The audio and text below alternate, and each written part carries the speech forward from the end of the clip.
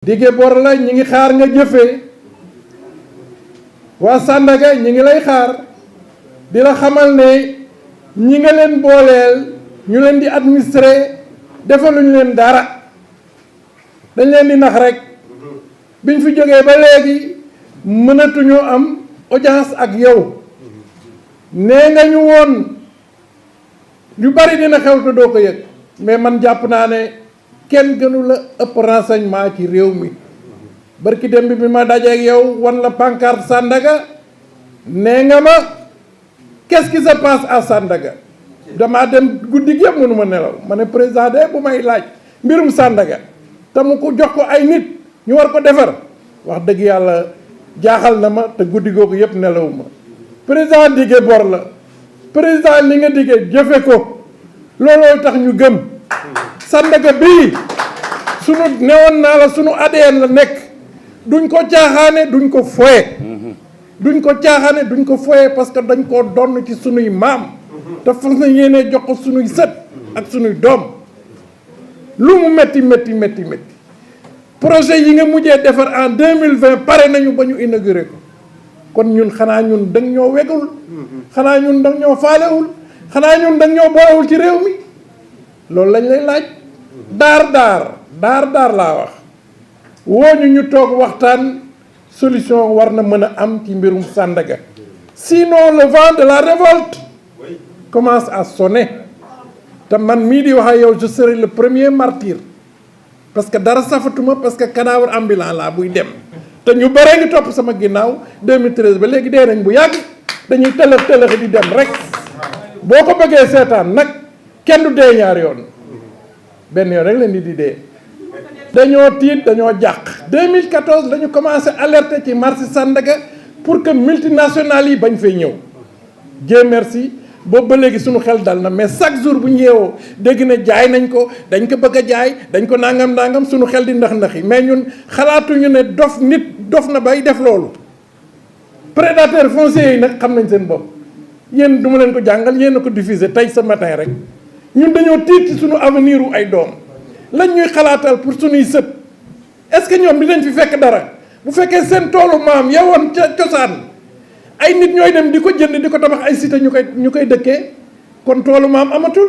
dëkku maam amatul léegi donc Sénégal universel la rek fu waay jógee étranger yi ñëw dugg def lu leen neex ñu ku dee nu muy amee jafe-jafe ñun dee nañu bu yàgg déggoo ma ne la cadavre ambulant ñun dañoo jekkoon ba pare di tedd di teralaate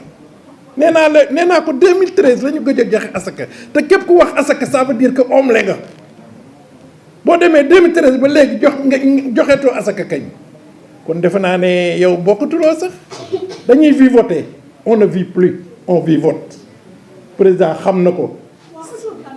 waaye ñooñu dañuy fonto xam nga ñooñu ay dunguru lañu rek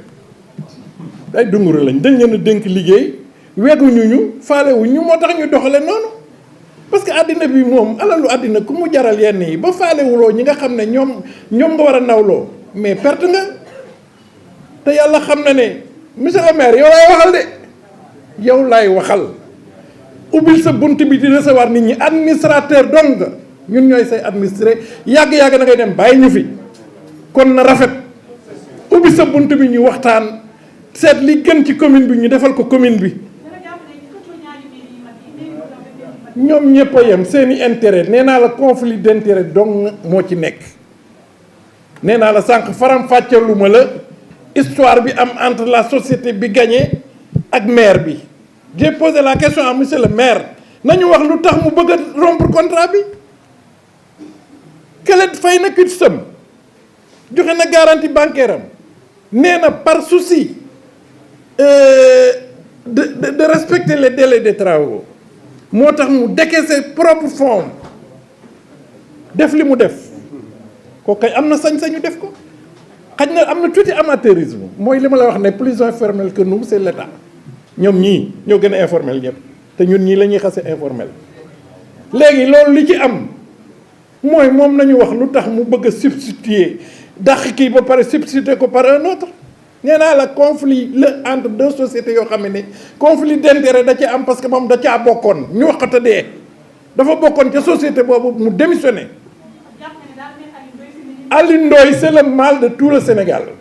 ma xamal la ko bokk pêcheurs yaa ngi jooy chaque jour yéen ñii presse bi chaque jour ngeen relayer ko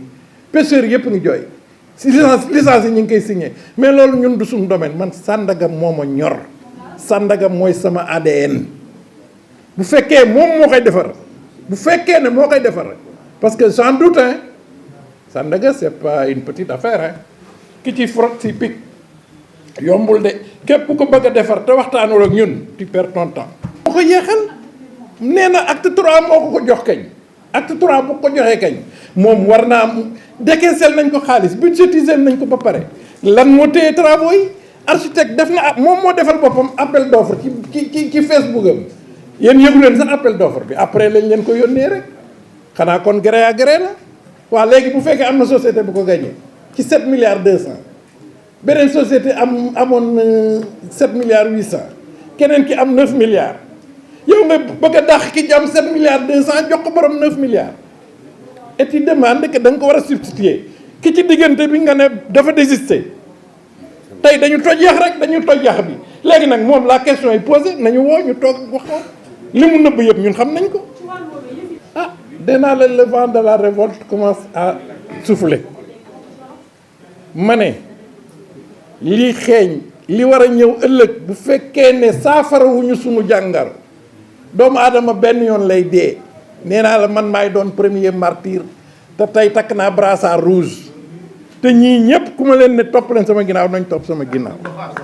waaw parce que ñii ñëpp ci Sandaga lañ doon dunde ci lañ doon terale seen njaboot ak seeni mbokk